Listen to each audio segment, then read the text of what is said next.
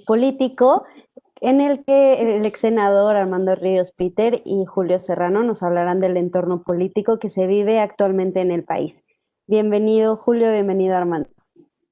Hola, buenos días a todos. Qué gusto platicar con ustedes. Espero que sus familias y todos ustedes se encuentren bien. Armando, qué gusto platicar contigo. Esta semana hemos platicado pues ya muchísimas veces con todo lo que está pasando allá afuera en los Estados Unidos y también acá en México. El día de hoy les tenemos preparada una muy buena agenda. Y lo vamos a dividir. La primera parte, unos 20 o 30 minutos, son algunas preguntas que considero son importantes hacerle a Armando sobre la política nacional. Y obviamente, terminando estas preguntas, vamos a pasar a la sesión de preguntas y respuestas, y en donde ya podemos también ahondar en temas de política internacional y que tanto Armando o yo les demos nuestro punto de vista de qué estamos viendo en las elecciones en los Estados Unidos. Pues Armando, qué gusto, buenos días, bienvenido. ¿Activas tu micrófono, por favor? ¿Me ayudan a activárselo?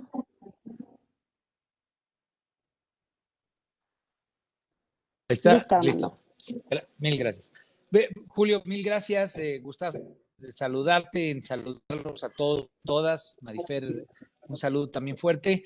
Y bueno, como bien lo comentas, esta pues ha sido una semana de locura, de muchos desvelos, de muchas desmañanadas, porque hay información importante que minuto a minuto está pues evolucionando, especialmente allá en los Estados Unidos, y que obviamente pues va a definir pues no solamente quién gane la presidencia en nuestro vecino del norte, sino pues el tipo de políticas públicas que podrían imperar a lo largo de los próximos años con una nueva administración. Todo apunta por lo pronto a que va a tomado ventaja en algunos de los espacios en los que parecía que Trump los tenía.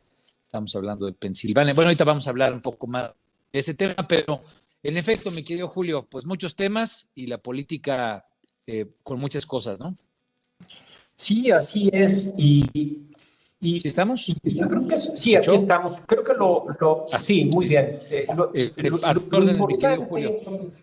Sí, sí. Mira, la primera pregunta que te tengo y que no lo habíamos platicado la vez anterior, hace un mes, es el tema del juicio a los expresidentes. Me gusta aquí en México, ¿no? Primero, como les dije a todos nuestros clientes y asesores, vamos a platicar de México y luego vamos a pasar a tocar temas de los Estados Unidos. Entonces, Armando, ¿qué opinas de lo que votó la Corte en el juicio a los expresidentes? Ya todo el mundo lo sabemos, pero queremos escuchar la opinión de un político como tú. Bueno, yo creo que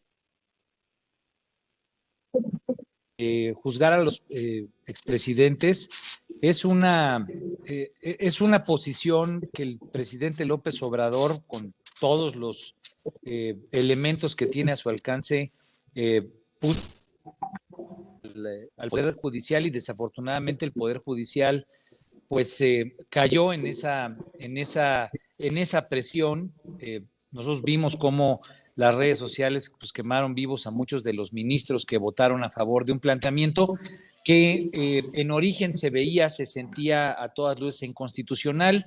Se echaron una marometa porque a final de cuentas terminaron poniendo una redacción totalmente ambigua, medio bizarra. Terminaron no poniendo en específico que el juicio será para los expresidentes, sino que cualquier actor público que haya tomado decisiones en el pasado podrá ser juzgado por esas decisiones. Quítale el número que pensaste, digamos, pensándolo en el sentido más coloquial.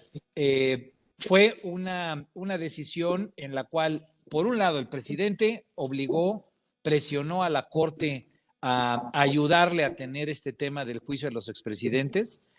Por el otro lado, el Poder Judicial trató de lavar cara con la redacción que dejó. ¿Y qué es lo que políticamente esto significa o por qué es relevante? Pues porque en las mañaneras que es, digamos, desde donde el presidente hace política pública, genera posiciones electorales, hace, digamos, acciones de poder, él va a estar con la cantaleta, con la narrativa de que todo el pasado fue negativo, que hay que juzgar a los expresidentes. Yo creo que se va a centrar en dos. Creo que se va a centrar en Felipe Calderón y se va a centrar en Peña Nieto. Me parece que los hechos recientes, donde el martes pasado, y tú y yo lo comentamos, ponen a Luis Videgaray con esta, digamos, con esta denuncia o con este ya señalamiento de persecución por parte del Ministerio Público, por parte de la Fiscalía, es todo un escenario de narrativa que le es favorable al presidente para poner todo el pasado, digamos, en una condición de crítica directa. Esto le sirve a él para apoyar a su partido, para apoyar a sus aliados, para apoyar a su administración, y todo tiene que ver con la elección del 2021. Yo no lo veo, quien lo quiera analizar de la manera constitucional, etcétera, tendrá razones y podrá ser muy concreto en particular sobre por qué está mal lo que decidió la Corte o por qué está bien a los que quieran argumentarlo, pero políticamente solamente tiene que ver con la elección del 2021 desde mi punto de vista, Julio. Y creo que el presidente lo va a tomar, especialmente arrancando el mes de enero, como un planteamiento en el cual él lo que querrá hacer, pues poner todo el pasado de corrupción, los hechos de corrupción que él buscará poner en evidencia. Creo que ahora han elevado la valla con el tema de Luis Videgaray. Me parece que poner a Luis Videgaray específicamente en un contexto de delito por traición a la patria es una señal que quien debería escucharla más directamente es el expresidente Peña Nieto, porque pues ese tipo de delito siempre es el más referido, digamos, a los presidentes, ¿no? Tal vez es la primera vez que a mí me toca ver o entender que un funcionario sea señalado por traición a la patria. Regularmente en la Constitución, quien está establecido como el objeto de ese tipo penal es el presidente de la República. Entonces yo creo, dado que este tema pues muchas veces tiene que ver con política y con señales políticas y con narrativa política, creo que lo que está haciendo la Fiscalía es hacerle un llamado directo a través de Luis Videgaray al presidente Peña Nieto.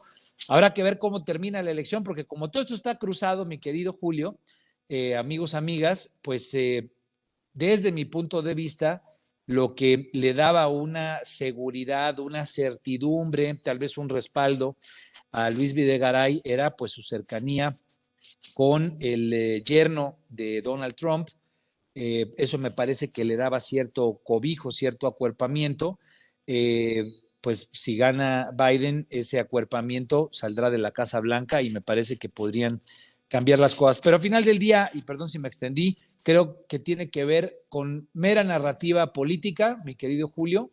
Lo que vamos a ver es seguramente al presidente López Obrador aprovechar esa pregunta que quedó ambigua para estar señalando directamente a los expresidentes, y tiene carnita para hacerlo, porque al final del día, como ustedes saben, en Nueva York, pues no solamente se está siguiendo el juicio a García Luna, exsecretario de Seguridad Pública de Felipe Calderón, que ese es, digamos, un frente en el cual podría atacar al panismo, independientemente que Felipe Calderón ya no esté en el PAN, la gente, el imaginario colectivo lo identifica con el PAN.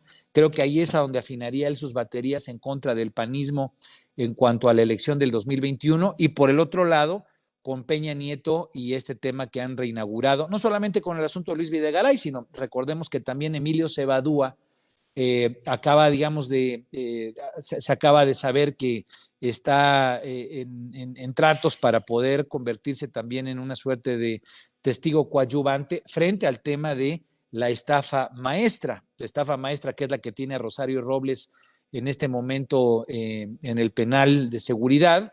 Pues se sabe que estos señalamientos ahora hechos por Cebadúa podrían implicar a varios gobernadores. Destaca el nombre del exgobernador de Quintana Roo, Borge, que está también encarcelado, pero en el nuevo, digamos, señalamiento aparecen los nombres del exgobernador del Estado de México, del exgobernador de Hidalgo, de varios gobernadores que tuvieron que ver precisamente con eso que se llama estafa maestra, que fue utilizar recursos públicos de los programas federales, especialmente la Secretaría de Desarrollo Social, para apoyar las campañas del PRI, tanto en el periodo, así se supo ayer, de Manlio Fabio Beltrones como de Enrique Ochoa Reza. Entonces, todo se va a estar moviendo. Creo que la estafa, estos temas de los que estamos hablando van a ser la columna vertebral de la campaña que López Obrador va a tener desde las mañaneras. Y bueno, pues la Corte, a final de cuentas, con esa pregunta le dejó tan abierta la posibilidad que el presidente va a tener desde dónde estar dando tiros de precisión en contra de sus adversarios políticos. Correcto. Y también algo que pasó en este mes fue la movilización que organizó Frena. ¿Qué opinas al respecto de Frena? ¿Qué opinas de esta movilización social? Bueno, hay dos elementos en el mes de octubre. Por un lado, Frena, que tal vez fue muy llamativo, y ahorita detallamos un poco este movimiento encabezado por Gilberto Lozano, un líder polémico, un líder que le genera algunas sensaciones, digamos, de estas de amor-odio, ¿no? Hay gente que le gusta, que es un líder que es echado para adelante, que no se calla, no anda con miramientos y digamos que es muy fuera del sistema en cuanto a sus posicionamientos políticos, pero pues hay muchos actores que no les gusta cómo plantea las cosas. Yo pondría a Frena y pondría lo que López Obrador le llama Frena 2, así lo ha usado él mucho en su discurso cotidiano. Un movimiento, desde mi punto de vista, interesante que ha salido a la luz pública que se llama Sí por México. Es un movimiento en el que, digamos, están identificados Claudio X González, Gustavo de Hoyos, el líder de la Coparmex, Claudio más identificado con dos organizaciones sociales, primero una relacionada con el tema de la enseñanza y la educación, que era Mexicanos Primero, muy en el escenario hace algunos años, precisamente en el tema de la reforma educativa, y que después hicieron una asociación interesante que se llama Mexicanos contra la Corrupción y que, entre otras cosas, la estafa maestra pues fue una investigación de esa organización. Entonces pondría un poco lo que en octubre pudimos ver es el incremento de la participación ciudadana o de la organización de la sociedad que no está con el presidente López Obrador y que ha decidido salir a presentarse en el foro público para ser críticos, unos más puntuales, más duros en cuanto a sus planteamientos. En el caso de Frena, de Gilberto Lozano, ellos lo que se han planteado es que López Obrador salga antes del 30 de noviembre. Recordemos que el 30 de noviembre se cumplirían formalmente los 2 primeros años del presidente López Obrador. Si él renunciara en ese periodo, la Constitución establece que se nombraría a un presidente interino que tendría que convocar a nuevas elecciones. Ese es un poco el planteamiento o el halo constitucional de la propuesta de Frena. ¿Qué es lo que es interesante de esa organización? Yo te diría, pues tiene un discurso claro, tiene un planteamiento muy puntual, tiene una lógica de organización descentralizada que ha resultado ser bastante potente. Ellos están organizados a través de chats de WhatsApp, donde se van armando células y cada célula pues tiene un objetivo muy puntual y claro, que es organizar a gente. ¿Para qué? Para exigir la renuncia del presidente López Obrador, y esto les ha dado pues una penetración y un crecimiento exponencial a lo largo de la República. ¿Por qué? Creo que es importante destacarlo en tu pregunta, porque sucedió un hecho interesante la segunda semana de octubre, que creo que hay que destacar por cómo funciona ahora la sociedad en su capacidad organizativa. El presidente López Obrador retó en alguna frase que dio en una de las mañaneras y dijo, cuando organicen una reunión, una movilización de unas 100,000 personas y yo ya no esté bien en las encuestas, pues en ese momento me voy a mi rancho ahí en Chiapas.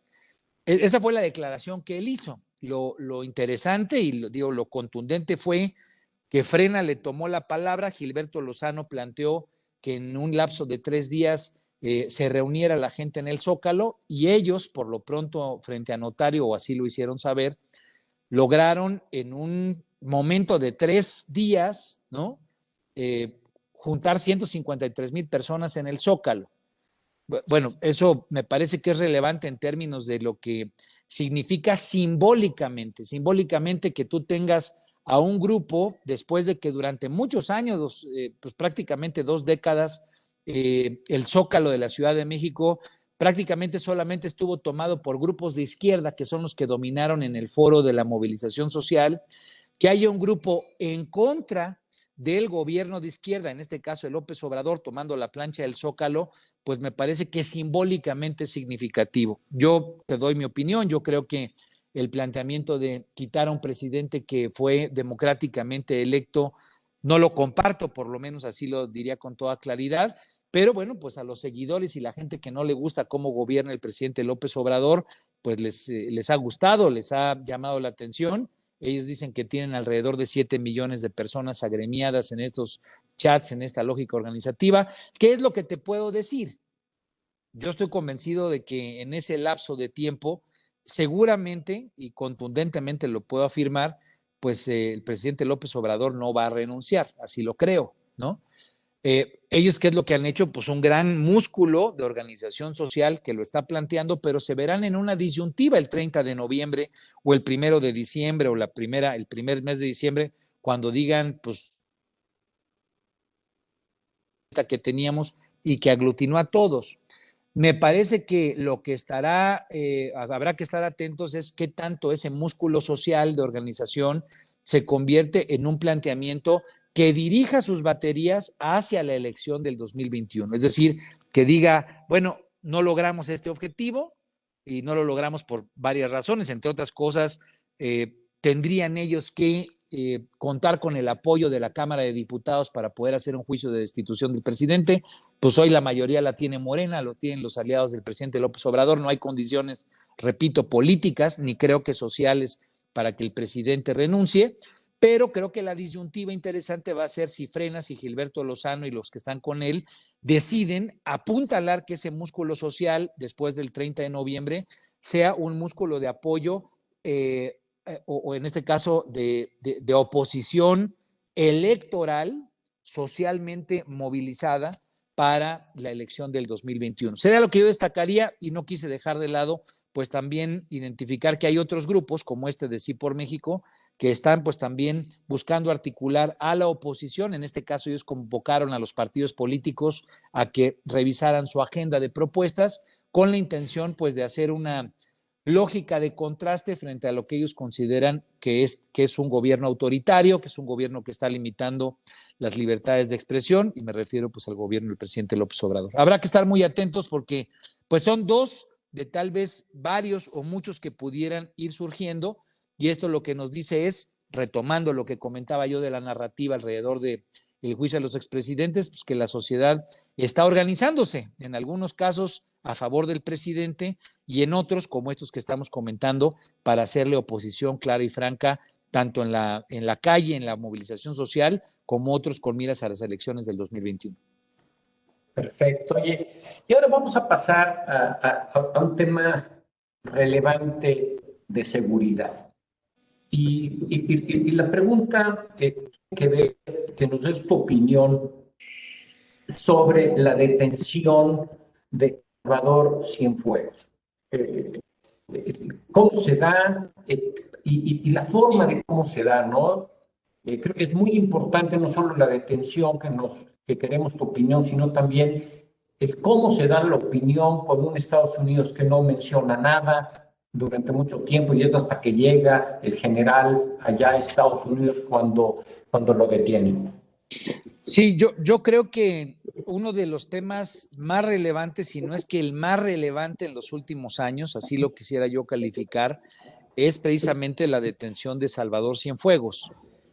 No solamente por haber sido titular de las Fuerzas Armadas, secretario de la Defensa, sino por lo que significa el ejército y por lo que históricamente ha significado el ejército, tanto para nuestro sistema político como para la relación con los Estados Unidos. A final de cuentas, todos sabemos y es muy claro que la relación con el ejército, la forma en la que el ejército ha estado involucrado en los temas de seguridad nacional y obviamente en los temas de seguridad hemisférica y específicamente en el tema del combate al narcotráfico, pues tal vez el punto que esta detención dejó en evidencia y dejó claramente a los ojos de los analistas y de la sociedad en general es la pérdida de confianza que en un tema tan delicado como el que significa aprender a un general de 4 estrellas, a un divisionario que durante 50 años estuvo al frente de 5 de las principales regiones militares del país, que fue secretario de la Defensa y que estuvo a cargo, digamos, de la relación bilateral en los temas, repito, más delicados. La seguridad hemisférica es tal vez el tema más importante y más relevante de nuestra relación de México con los Estados Unidos, que la DEA y por lo tanto el Departamento de Justicia hayan aprendido en Los Ángeles a el general Cienfuegos sin que el gobierno mexicano estuviera enterado, que eso es algo que ya sabemos ahora. Cuando ocurrieron estos hechos, hubo muchos que salieron a especular de que había sido el propio presidente López Obrador y el gobierno de la República quienes habían pedido esto. Yo me acuerdo que lo comenté en algún foro en aquel momento y me parecía un absurdo como hipótesis. Pues hoy sabemos, o por lo menos lo que ha dicho el canciller Ebrard es que no estuvieron informados, ha hecho un reclamo de que no se le dio información al gobierno, y esto es lo que nos habla, Julio, es pues sí de un rompimiento de la confianza. ¿Por qué? Porque lo que ellos han argumentado o lo que se ha filtrado es que no quisieron informarle al gobierno mexicano precisamente por la preocupación de que el gobierno mexicano, al informarle esto al ejército, evitara la captura y la aprehensión del general Cienfuegos. Todavía hay mucha información que nos hace falta. En realidad el juicio apenas comienza. El juicio se está llevando, como comentaba yo hace rato, en el mismo tribunal donde están siendo enjuiciados tanto García Luna, que fue el número 1 en materia de seguridad en el sexenio anterior, el de Calderón, y nada más y nada menos que el juicio del Chapo Guzmán. Entonces, pues tienes ahí varias piezas, específicamente en la corte neoyorquina, pues que necesitamos entender con mucha seriedad y con mucha responsabilidad el tipo de información que se filtre. ¿De qué está acusado? Seguramente muchos, ustedes lo saben, lo revisan los medios, de estar involucrado en temas que tienen que ver con heroína, con lavado de dinero, en fin, pero me parece que es un duro golpe a 3 dinámicas que hoy hay que entender, además de la propia confianza o la imagen de ruptura de la confianza entre un área del gobierno estadounidense, por eso subrayo el Departamento de Justicia, la DEA.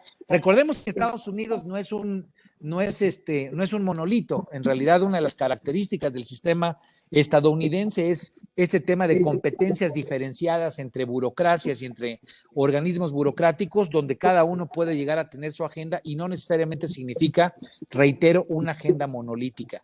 Pero lo que sí deja en claro es el distanciamiento, la pérdida de confianza hacia el gobierno mexicano, por lo menos de estas 2 áreas del gobierno, Julio. ¿Qué es lo que yo diría hacia el interior o qué es lo que esto impacta? Pues impacta de manera fuerte y lo vería en 3 capas. Impacta duro a la tropa, ¿no? Y esto no es una cuestión menor.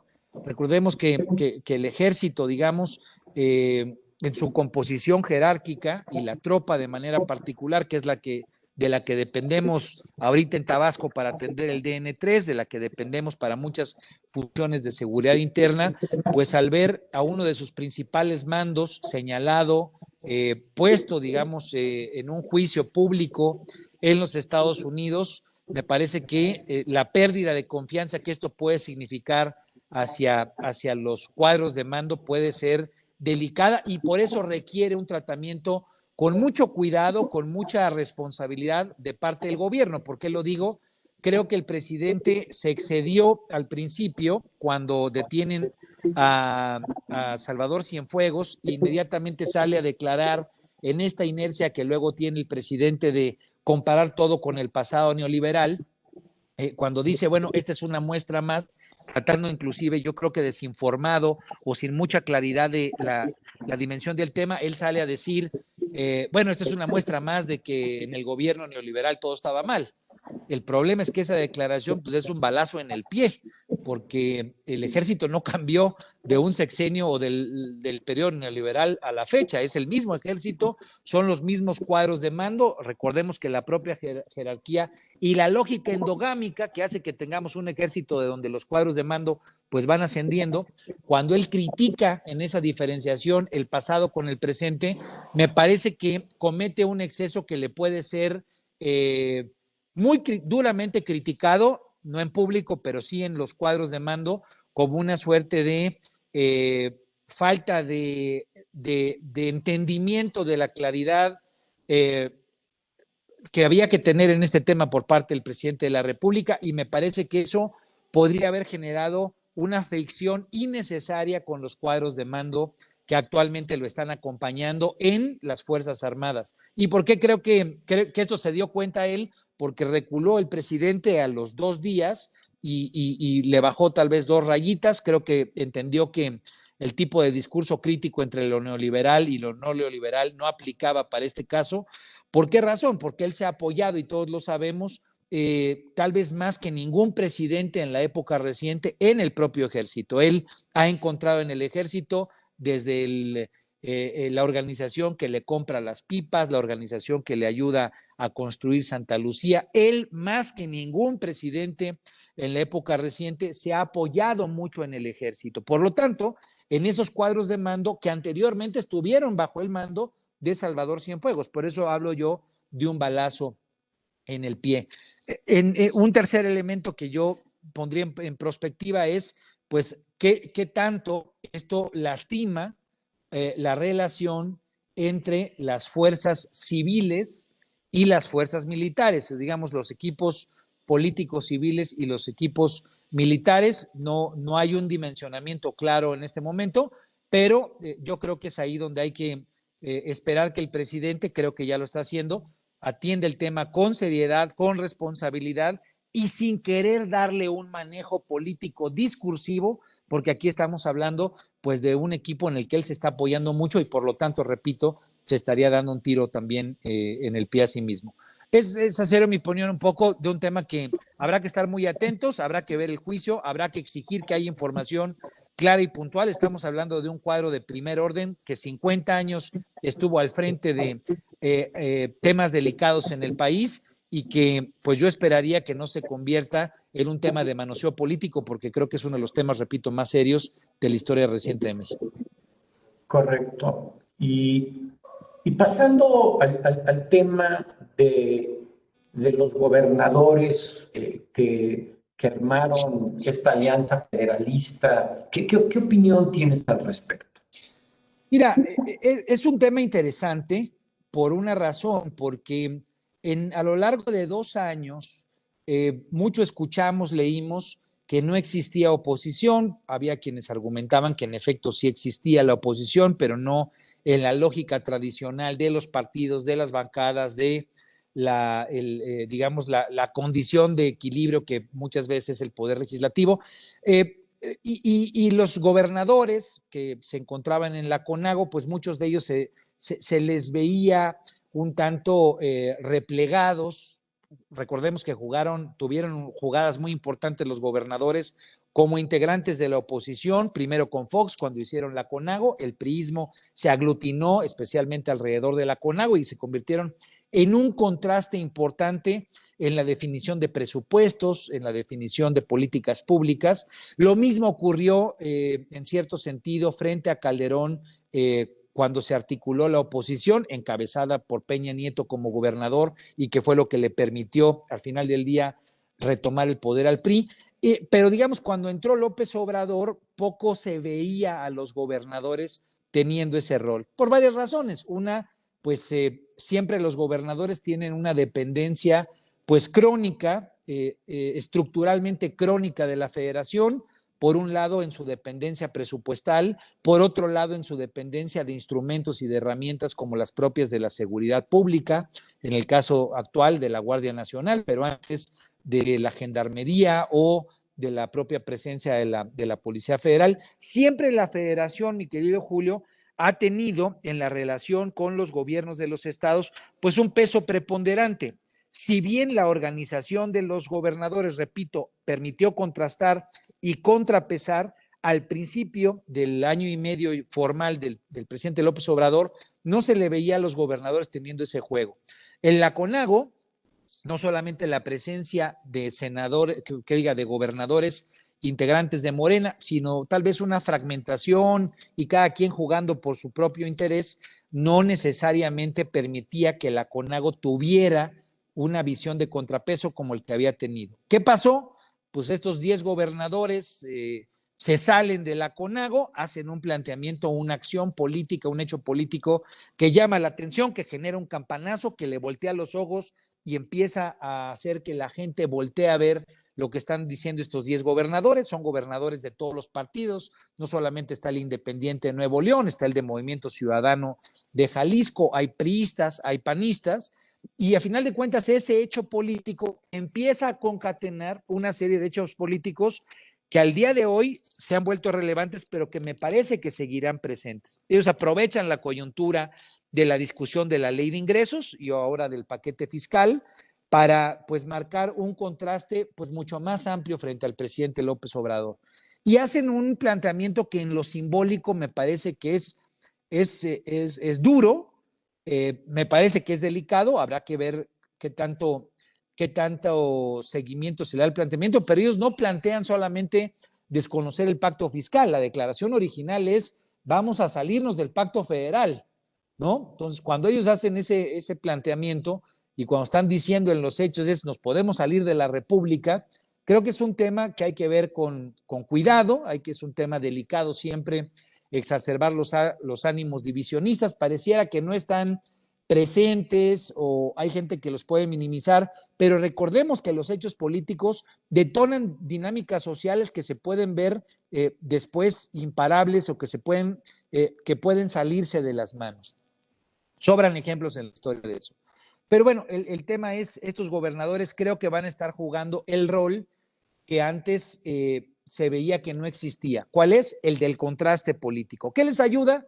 Pues que son de distintas fuerzas políticas, que es un grupo grande, que representan entidades federativas, pues que tienen recursos económicos sin duda alguna, tal vez no suficientes para no mantener una relación con la federación, pero que tienen una presencia política simbólica al tener ahí, digamos, varios puntos importantes de la frontera, al estar Nuevo León, que siempre ha sido reconocido como el centro industrial del país, al estar Jalisco como uno de los otro de los ejes en el occidente importantes en materia económica, financiera, tecnológica, al tener la composición de distintos partidos políticos, pues me parece que esto lo que se convertirá es en uno de los espacios de contraste de cara a la elección del 2021. Y si te fijas de lo que hemos ido viendo, pues todo en cierto sentido tiene implicaciones y tendrá implicaciones a la elección intermedia.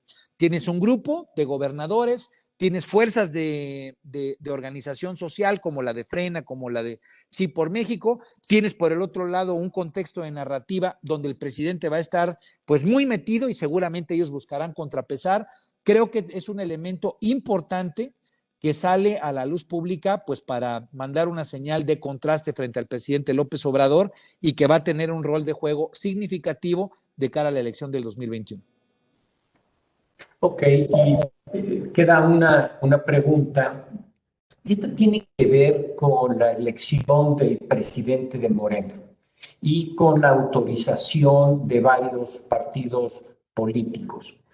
Estos dos elementos, tanto la forma la forma como se dio el proceso para elegir al nuevo presidente Morena y todo lo que pasó con la aprobación o no aprobación de nuevos partidos políticos, ¿cómo afecta esto el entramado hacia las elecciones de mediados de 2021 aquí en México?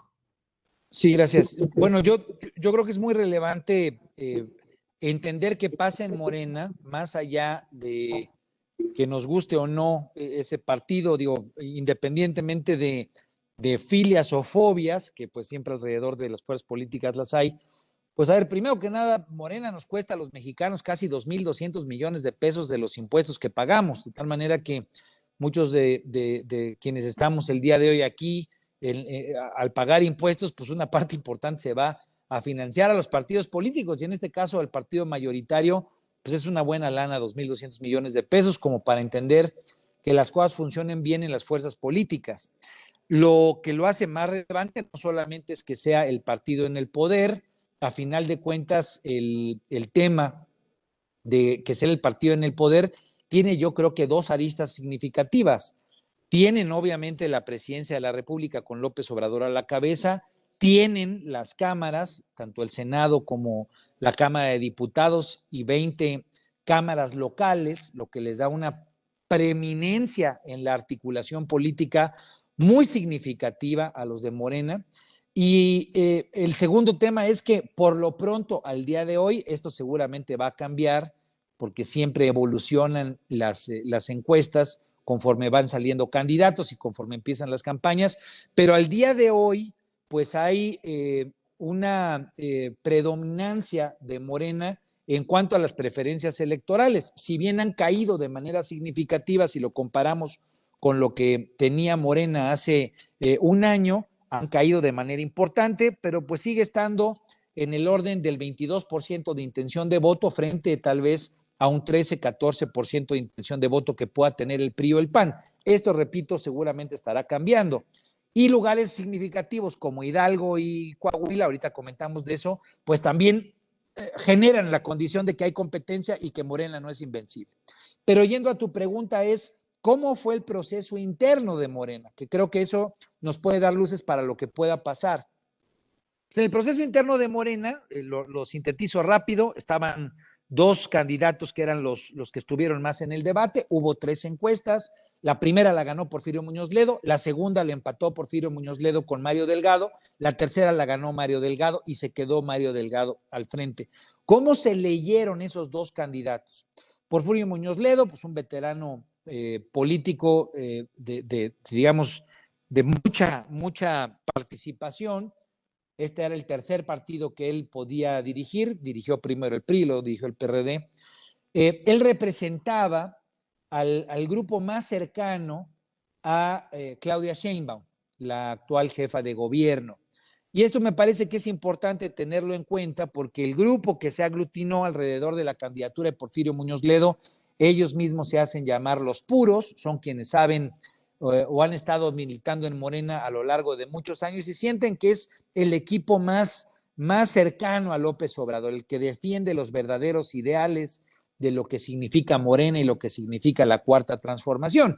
Pero no perdamos de vista que más allá de todo eso, pues está Claudia Sheinbaum, que quiere ser presidenta de la República y que tiene obviamente un interés ya claramente trazado hacia el 2024. Por otro lado, Mario Delgado se le ve, y que es quien quedó a final de cuentas como presidente, se le vio en la contienda como un actor más representativo de los cuadros más de política profesional, si se vale decirlo así, más de cercanos a Ricardo Monreal, más cercanos a Marcelo Ebrard, y en ese contexto, pues también lo que estamos hablando es por lo pronto de alguien como Marcelo Ebrard, que representa pues también una candidatura fuerte a la presidencia del 2024. El propio Ricardo Monreal me parece que tiene un juego de esa dimensión o en ese tipo de intención. Entonces lo que tuvimos en la elección de Morena fue pues una competencia, no por ver quién ganaba el partido solamente, sino por ver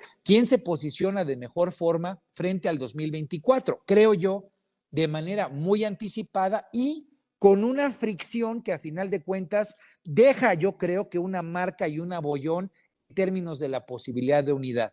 ¿Por qué es importante esto, Julio y amigos y amigas?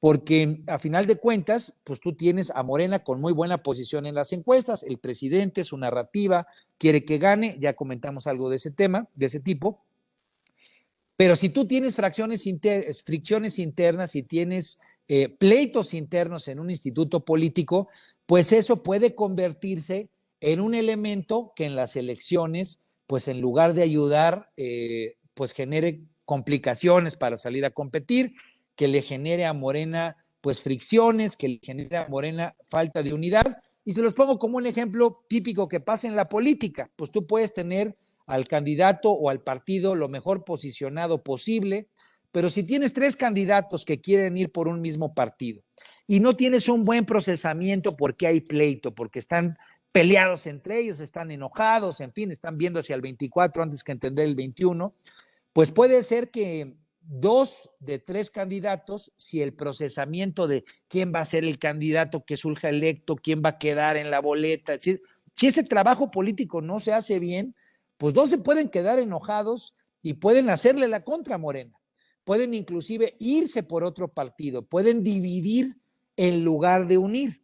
Y eso me parece que creo que es el principal tema que hay que analizar respecto a cómo fue la elección de presidente. Es el principal reto que ahora tiene Mario Delgado, lograr cohesionar, lograr la unidad, pero es un procesamiento político muy complejo. Estamos hablando de 24,000 cargos de elección popular, no solamente 15 gobernadores y solamente el Congreso Federal, sino es mucha talacha política que creo que se le va a dificultar a Morena en la forma en la que salió su presidencia. Ese es el principal reto que tiene. Si lo logran hacer, pues podrán salir en unidad y aprovechar la buena condición que tienen en las encuestas, pero si no lo hacen, esa división podría ser benéfica para la oposición. Y cierro diciendo que este tema de que haya nuevos partidos políticos, recordemos cuáles son: el Partido Encuentro Social, está el Partido Fuerza Social y está el Partido Redes Sociales Progresistas. Estos 3 partidos políticos, Julio,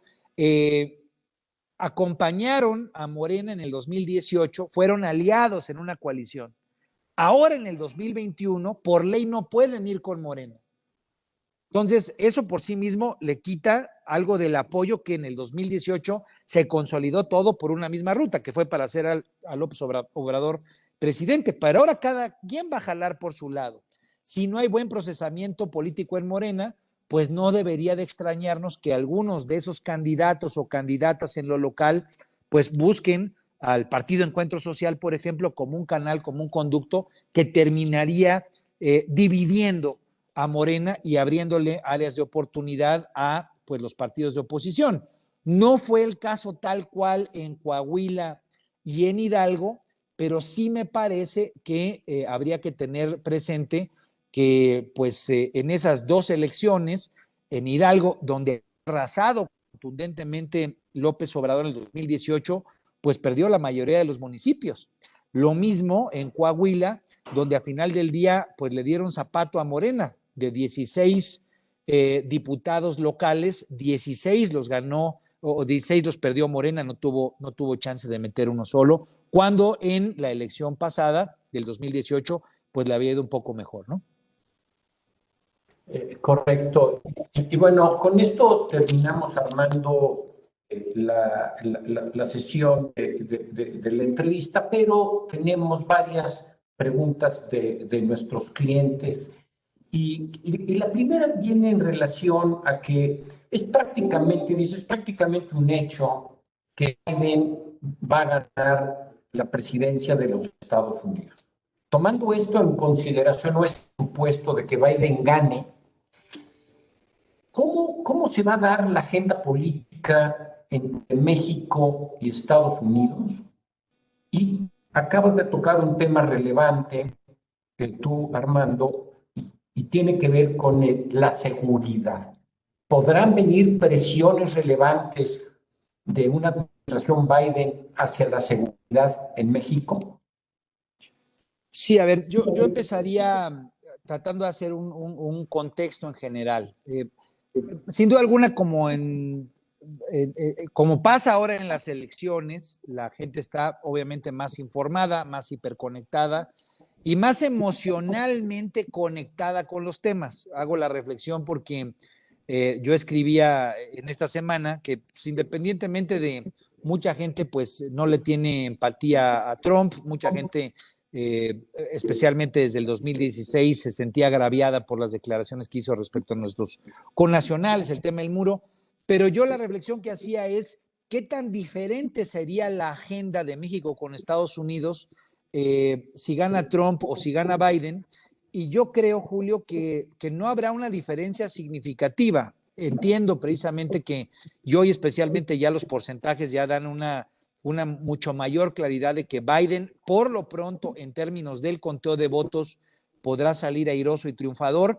No, yo sería todavía un poquito más cauteloso respecto a lo que puede significar el conflicto postelectoral. Creo que hay claros signos de que tanto Trump como candidato y obviamente una parte importante de sus seguidores podrían activarse de manera clara en cuanto a ir al litigio, ir a la corte, en fin, mantener todo un halo de crítica a lo que ellos le llaman fraude, especialmente por los votos emitidos de manera a través del correo. Yo sería todavía cauteloso, aunque no definitivo, sería cauteloso porque creo que todavía va a haber mucho ruido en cuanto al litigio político. Pero bueno, a final de cuentas creo que esto nos debe de permitir entender que más allá del ruido que haya, ¿cuál podría ser la agenda que haya con México? ¿No? Entonces, la agenda con México yo la veo, digamos, en los temas estructurales, tal vez en tres contextos importantes que no hay que perder de vista. El primero, creo que en lo energético, precisamente la carta que los legisladores, senadores y congresistas de ambos partidos le enviaron hace 3 semanas al presidente Trump, evidencia en el tema de energía, evidencia que ya empieza a haber molestia, preocupación, pero diría yo, no solamente preocupación, sino molestia respecto a cómo se está llevando el tema energético en la relación México-Estados Unidos.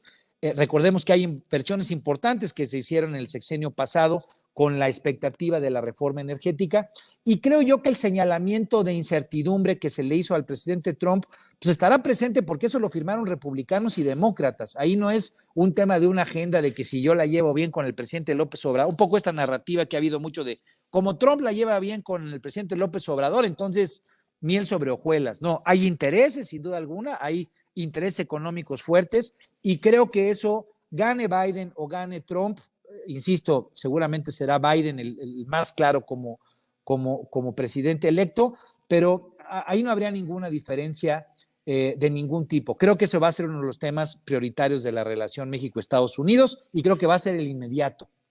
Tal vez si gana Biden con mucho mayor enfoque a energías limpias, como ya lo anticipábamos la vez pasada, por la propia agenda que han tenido los demócratas y por el propio involucramiento que tienen de intereses económicos alrededor de energías limpias. El segundo es todo el tema de lo que ya fue la herencia del cuatrienio de Trump, que es la batalla, la competencia, la lucha comercial con China. Eso, digamos, independientemente de que quede Biden, creo que las relaciones con China tendrán una reorientación, no discursivamente muy marcadas como lo hace mucho Trump, pero sí tendrán la necesidad de una reorientación donde posiblemente la administración que entre se vea en la obligación de reconducir, de traer a muchas de las empresas estadounidenses que están en China y traerlas al continente americano. Eso que si bien es una decisión estadounidense, pues nosotros vamos en esa cancha, porque a final de cuentas, como un tema de seguridad económica geoestratégica, hemisférica, pues México y el tratado México, Estados Unidos y Canadá jugarán un rol importante. ¿Qué tanto lo podemos aprovechar o no? Ese es otro boleto, pero me parece que será parte importante de la agenda de la nueva administración para con México.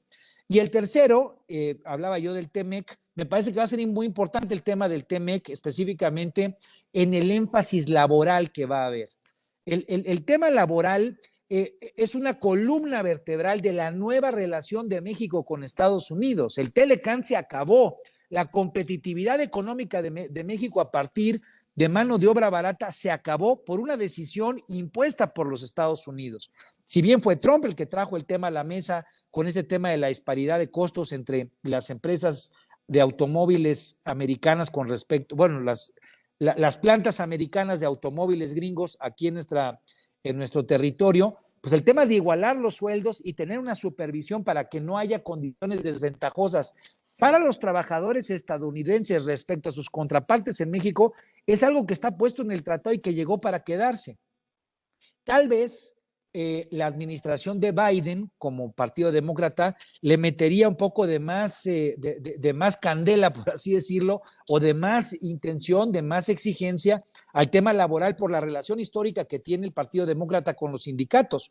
Pero si estuviera Trump en la condición de mantenerse como 46º presidente de los Estados Unidos, sería exactamente lo mismo, porque es un tema, repito, ya de la condición geoestratégica, de la relación que tenemos en el tratado y de un planteamiento que, insisto, para Estados Unidos será prioritario independientemente del color de la administración. Y perdón si me extendí en la definición, pero creo que esa será la agenda de México con Estados Unidos y sin duda alguna en el tema de seguridad, pues no estamos bien posicionados en una interacción que nos permita, empezamos comentando el tema de Salvador Cienfuegos, empezamos hablando de que hay falta de confianza en términos de algunas de las agencias, pues donde esas burocracias, muchas de ellas no van a cambiar, porque son burocracias que están establecidas y que no tienen necesariamente los mismos tiempos y los ritmos electorales. Entonces, si hay pérdida de confianza, seguramente el tema de seguridad será un tema prioritario para la agenda de la relación México-Estados Unidos y creería yo, o por lo menos esa sería mi intuición, creo que si los demócratas se sienten molestos con el presidente López Obrador por el apoyo implícito que le dio a Trump en la campaña, creo que ese es el punto más flaco y donde tal vez ellos apretarán más la interacción con el gobierno del presidente López Obrador. Siempre está mucho el referente de cuando Salinas de Gortari apoyó a George Bush y eso llevó a que el Tratado de Libre Comercio se dilatara en su aprobación allá precisamente previo en el 92. Lo traigo como referencia porque ahorita el horno en materia económica no está para bollos, para andar dilatando cuestiones de interacción que permitan pues, que las economías tengan una dinámica más positiva, tanto en Estados Unidos como en México. Yo no creo que ellos apretarían por el lado económico. Creo que en un área en la que sí podrían apretar, pues es precisamente en el área de seguridad y ahí es a donde creo que es donde el presidente López Obrador podría pues tener una mayor presión por parte de del nuevo partido demócrata, del partido demócrata, si es que estos llegan al poder, como todo apunta en este momento. Sí, muchas gracias, Armando. Aquí tengo una pregunta relacionada con un tema de Estados Unidos. Tengo con un tema de Estados Unidos y dice, tomando en cuenta tu experiencia política de muchos años en procesos electorales, ¿qué opinión tienes de que los republicanos apoyen a Trump en un proceso legal o que le retiren su apoyo? ¿Tú qué opinas al respecto?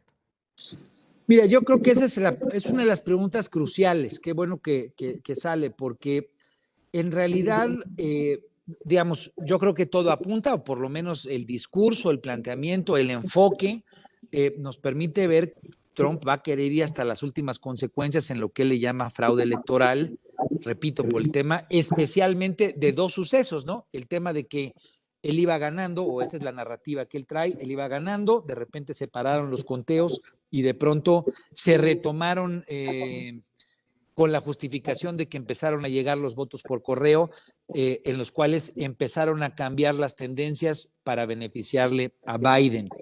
Hoy en la mañana comentábamos tú y yo, pues que precisamente Pensilvania ha cambiado, digamos, la tortilla ha cambiado en Pensilvania, todo apunta a que en Carolina del Norte podría cambiar, en Ohio también ya se dio el cambio y en el caso de Nevada. De tal manera que Biden no solamente quedaría de panzazo pasando los 270 votos, sino que si esta sumatoria que te puede dar pues varios votos, no me acuerdo si son 40 y tantos, pues él terminaría ya muy alejado o muy habiendo ganado por mucha mayor ventaja que los 270 votos Biden. Pero lo seguro es que Trump se va a ir a litigio. Yo no creo que él tenga en mente no irse.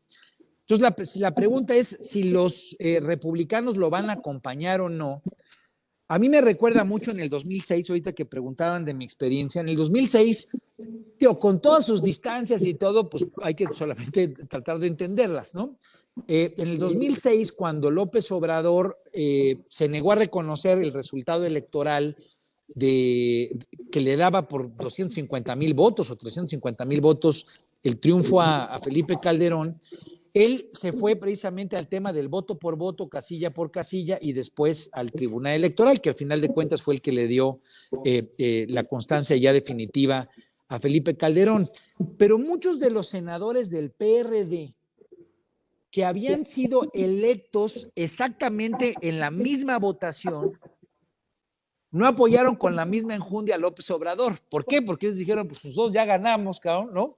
Si desconocemos la elección de López Obrador, implícitamente estamos desconociendo la nuestra, ¿no?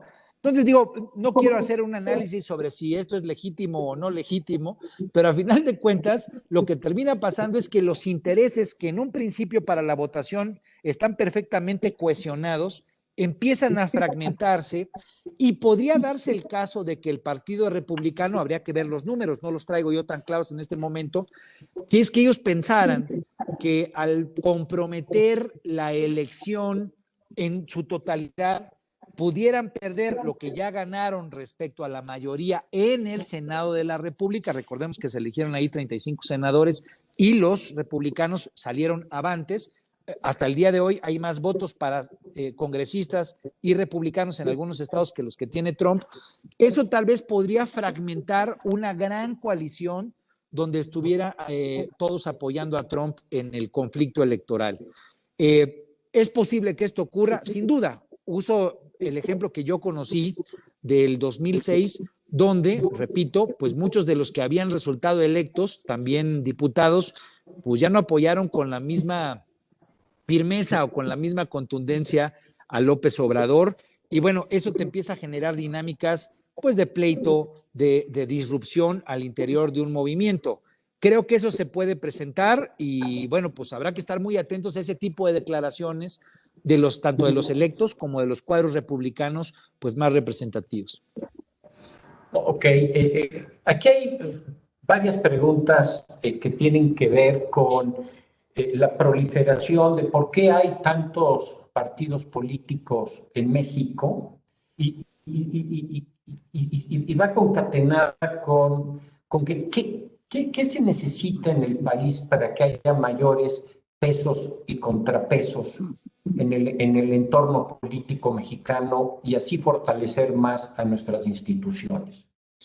Sí, mira, yo soy, digamos, un crítico de que tengamos este formato híbrido donde tenemos un chorro de partidos políticos, pero siguen siendo monopolios de el acceso al poder. Yo, como ustedes saben, yo he apoyado el tema de las candidaturas independientes como una alternativa adicional, pues que permita menores dependencias de estos pues monopolios de acceso al poder. Entonces, en México tenemos un problema dual. Por un lado, tenemos muchos partidos, pero son los únicos vehículos para efectos reales, porque las candidaturas independientes todavía tienen una legislación muy, muy limitativa, por los cuales se puede llegar al poder, de tal manera que se convierten pues en pequeñas ínsulas de poder que además de todo, como reciben recursos públicos, les pagamos nosotros para que puedan funcionar, pues en la historia muchos de ellos se han convertido en verdaderos negocios, en negocios hasta familiares, ¿no? Ahí están críticas al Partido Verde Ecologista, en fin, que se convierten en eso, ¿no? En negocios en pequeñas islas. Yo creo que en México tenemos la necesidad de hacer una revisión profunda de esto. Yo sería alguien que pues, evitaría que hubiera esta cuestión de, les pongo un ejemplo, en Morelos, o sea, en el país va a haber 10, en la elección federal va a haber 10 partidos. En Morelos, que hay 54 municipios, va a haber 22 partidos políticos. Entonces, casi, cuando digo el tema de municipios, pues es casi la misma cantidad de municipios que de partidos políticos. Ya estamos en un absurdo. Entonces, yo estoy convencido de que la estructura de incentivos alineados para ponerle dinero, para tener partidos y que se conviertan en esta suerte de monopolios para poder tener acceso al poder es equivocada. Y aquí hay una solución de dos bandas, no es una solución absoluta. Una puede ser el que haya una mucho mayor cantidad de partidos, pero que los partidos se puedan formar de la manera más fácil, de tal manera que pues no tengas todos estos requisitos, y si la gente se quiere organizar y de repente ahorita frena, quisiera hacer un partido político, inmediatamente se pudiera organizar, tomar el poder, como ocurre en Francia con En Marche cuando ganó el actual presidente, y de pronto que esa coalición se disuelva, que no tengas todos estos requisitos y todos estos elementos que artificialmente hacen que los partidos políticos tengan el peso que tienen. U otro que es 180 grados diferente, que tú pudieras tener un sistema en el cual tuvieras 2 partidos o 3 partidos a lo más, donde tuvieras la obligación de restringir que las coaliciones se vayan dando alrededor de esas 2 o 3 fuerzas políticas. Diseño mucho más grande, mi querido Julio, porque eso implicaría también pensar en otros esquemas, tener una segunda vuelta, es decir, en la medida en la que le demos al votante más capacidad de decisión y le quitemos capacidad de decisión a los partidos políticos, pues me parece que podremos tener un mejor sistema.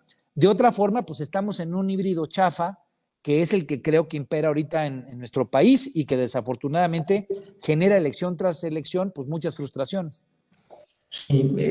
Sí, gracias, Armando. Aquí tengo también varias preguntas relacionadas con la educación en México, el sistema de educación, y dice, ¿cuál sería tu planteamiento para mejorar la educación en el país? ¿Qué visión tienes sobre lo que se necesita de fondo para elevar nuestro nivel educativo? Bueno, es una pregunta larga, digna de varias tesis, pero digamos, un problema grave que tenemos en el sistema educativo es que como mucho de lo que el régimen político que imperó durante muchos años, es que la educación está fuertemente correlacionada con la política. Yo soy de la idea de que el hecho de que tengamos un sindicato que está, que tiene el tipo de peso que tiene en nuestro sistema de enseñanza, termina siendo nocivo para tener una mejor educación, porque termina imperando la relación laboral y por lo tanto política por encima de la relación de la enseñanza. Creo que hay que darle mucho mayor peso en ello a los padres de familia, hay que darle mucho mayor peso a la organización social alrededor de la escuela como núcleo de integración, donde la educación se vuelva parte, digamos, de esa integración comunitaria. Entonces, dado que es una respuesta amplia, creo que nosotros tenemos que resolver, para poder tener verdaderamente un sistema de enseñanza que sea competitivo en el mundo, tenemos que tener pues una decisión política que elimine el enorme peso que tiene la vida sindical en la toma de decisiones de la enseñanza. No niego que sea importante la relación laboral, pero digamos, en un simple modelo de competencia, el hecho de tener pues muchas más representaciones sindicales a nivel de los estados y que no tuvieras este gran aparato de poder que está en toda la federación y que incide igual en Quintana Roo, que incide en Tijuana, donde el interés es pues cómo cuido la plaza del maestro en lugar de cómo cuido la educación del niño, me parece que ahí es a donde está pues el verdadero ejercicio de transformación en materia de enseñanza, si hubiera que empezar en algo en particular, de un gran entramado que a final de cuentas, pues llevarnos a una organización de padres que esté acompañando el tema y a final de cuentas que nos permita tener buenos contenidos. Correcto. Y tengo una última pregunta y regresa otra vez y dice, cómo van las encuestas en los Estados Unidos, bueno, los resultados de las votaciones en los Estados Unidos, es prácticamente hay una muy alta probabilidad que gane Biden. Pero la pregunta tiene que ver con ¿cuál va a ser el rol de Kamala Harris? ¿O qué rol podría tener Harris en la agenda con México? Bueno, por lo que yo he leído de Kamala Harris, ella tiene una, digamos, una predisposición por su propia formación a estar muy ligada al tema sindical, al tema laboral, y tal vez, digamos, de bote pronto, me parece que su involucramiento en este tema que yo comentaba del TEMEC, en el tema laboral, pues podría ser importante, ¿no? Podría ser importante en términos de la exigencia, la articulación, la capacidad de garantizar un cumplimiento institucional que garantice precisamente que se cumpla el nuevo tratado. Entonces, yo creo que en materia laboral es una de las grandes áreas de oportunidad que tiene México para la evolución de su vida empresarial, de la vida de las unidades económicas del país, que son las empresas. Pero se va a requerir, obviamente, pues, un nuevo acuerdo, un nuevo trato entre empresarios y trabajadores. Me parece que ahí es a donde posiblemente la quien se apunta hoy para ser la vicepresidenta de los Estados Unidos podrá tener incidencia, y es a donde me parece que México pues tendrá que ver ese reto como una oportunidad de evolución, repito, en la relación que las unidades económicas puedan significar para que mejores condiciones de los trabajadores signifiquen mucho mayor productividad laboral y obviamente pues mucho mayores capacidades de competitividad económica.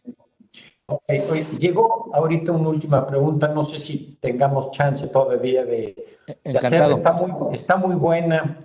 Me está dando lata el porcentaje de batería nada más, pero yo estoy aquí puestísimo. Puestísimo. Y esto es, quieren saber tu opinión y una propuesta tuya, y dice, ¿qué propones para que el país cuente de manera legal con un plan estratégico de desarrollo consensado, que legalmente se tenga que respetar por largo tiempo, dice, por 30 años, y que garantice que el país llegue a un desarrollo y no que cada 6 estemos reinventando todo, ¿no? Bueno, ese es uno de los cambios que deberíamos de escribir en piedra a nivel de un nuevo acuerdo constitucional, pero eso requiere de un modelo de organización social nuevo, que hoy es posible. Yo estoy convencido de que lo que estamos viviendo es el arranque de lo que yo le llamo una sociedad horizontal o cada vez más horizontal, donde ejemplitos como este de Frena, digo, más allá,